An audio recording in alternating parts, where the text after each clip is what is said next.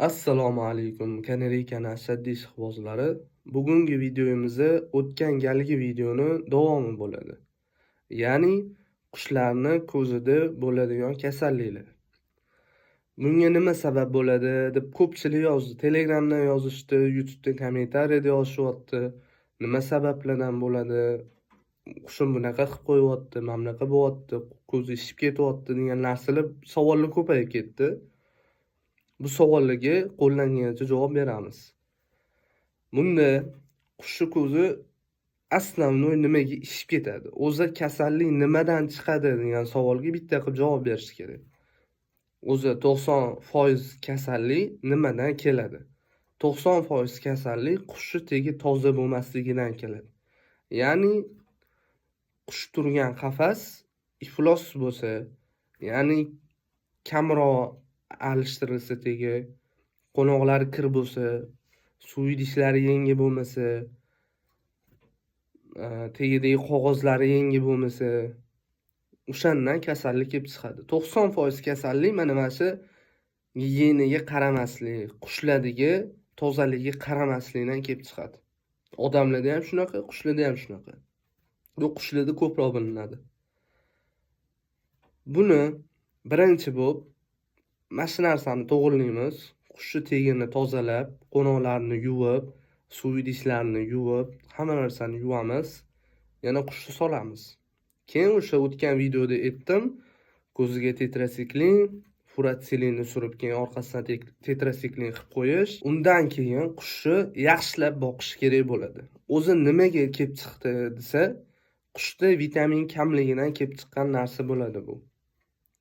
Birinchisi tegi toza emasligidan, ikkinchisi berayotgan ovqatimizda vitamin kamligidan. Ya'ni vitamin yetmayapti qushga. Donlarni, ovqatlarni kuchaytiramiz. Eng kerakli narsa bunaqa kasallik ko'zni shamollasa, eng kerakli zarur narsa bu vitamin A bo'ladi. Vitamin A mana shu kasallikni oldini oluvchi vitamin hisoblanadi. Bu vitamin A ni qayerdan olamiz? Nimada bor desanglar, vitamin A o'zi sabzida bo'ladi. Eng ko'p vitamin A sabzida bo'ladi. Sabzini kamida 2 haftada, bir haftada 2 marta berish kerak bo'ladi qushlarga. Tuxumga aralashtiribmi, o'zinimi, nimadirga aralashtiribmi, farqi yo'q. Vitamin A ni qushlar iste'mol qilish shart. Bo'lmasa shunaqa kasalliklar kelib chiqaveradi. Oyoqlari oqarib ketishi mumkin. O'zi odamlardan vitamin A yetishmovchiligida teri quriydi, teri silliq bo'lmasligi, dag'al bo'lib ketadi. Bu odamlarga ham kerak vitamin hisoblanadi. Xo'p.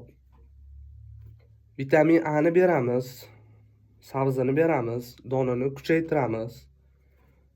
Keyin yana bitta narsa bor. Tetrasiklindan ham yaxshiroq. Tetrasiklin yaqinda chiqdi-yu, undan oldinroq eski qushchilar ishlatgan narsa 3% li borniy kislota. Hamma aptekada bor.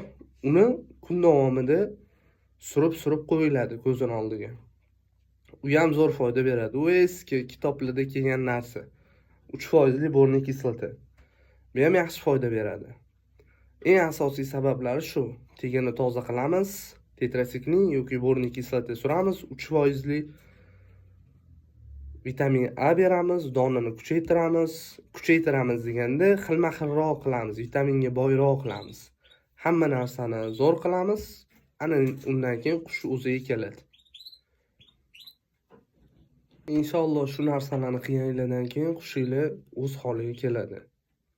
Qushinglar tetik bo'lib, yaxshi yurish uchun shunga kerakli bo'ladigan vitaminlarni, oziq-ovqatlarni, sharoitni, qachon cho'milishini vaqti-vaqtida qilib turish kerak. Chunki bular tabiatda emas, o'zani qo'l ostimizda.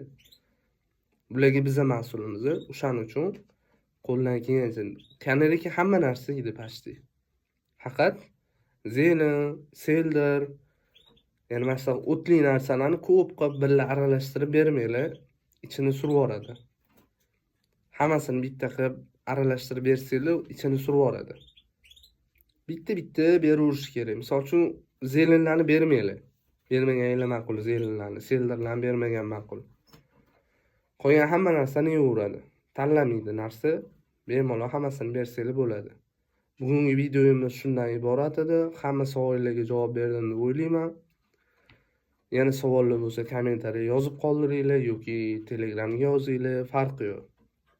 Qo'ldan kelgancha javob beraveramiz. Keyingi videolar ham chiqadi, xudo xolasa zo'r mavzularni olib qo'yganmiz.